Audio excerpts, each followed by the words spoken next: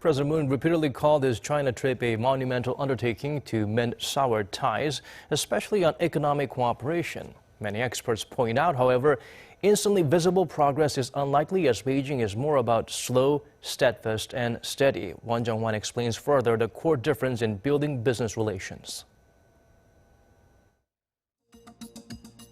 Following a year-long standoff over the deployment of THAAD on the Korean peninsula, Seoul and Beijing are rapidly getting their relations back on track.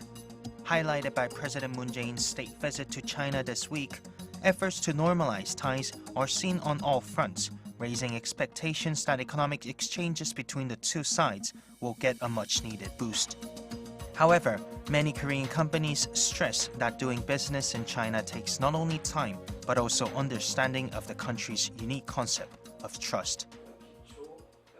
NMC Cosmetics first entered the Chinese market 5 years ago.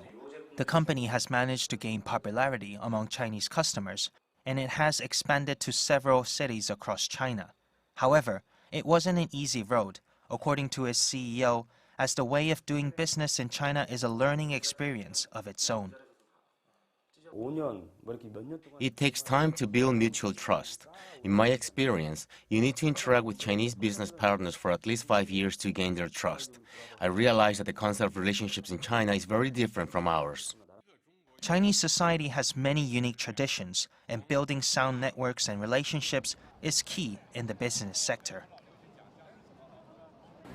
It pays to put in the effort building and nurturing strong business networks in China, as GUANXI, or relationship, has a big impact on doing business in the country.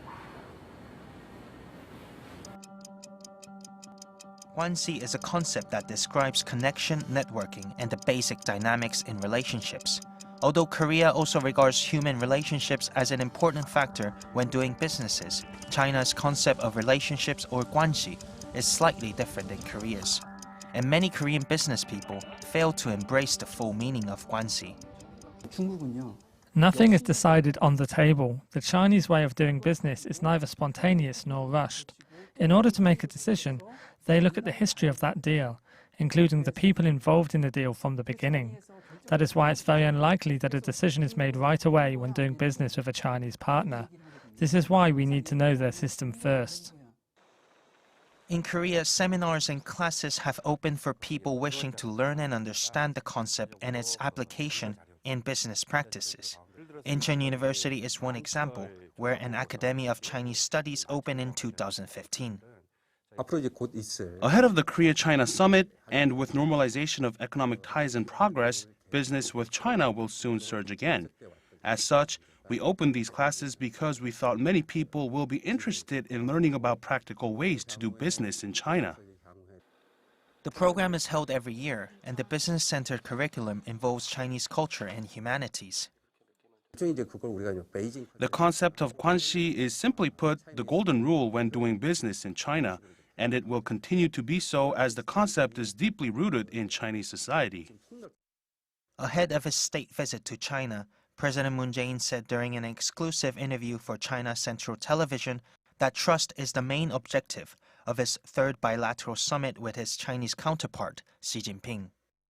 근래 얼마 기간 동안 양국 간의 신뢰관계가 상당히 무너졌습니다. 이 양국 간의 신뢰관계는 앞으로 관계 발전을 위해서 대단히 중요한 출발이라고 생각합니다. 이번 제 방중으로 양국 관계의 신뢰를 회복하고 또 양국 국민들 간에 서로 우호 정서가 정립될 수 있다면 큰 보람이라고 생각합니다.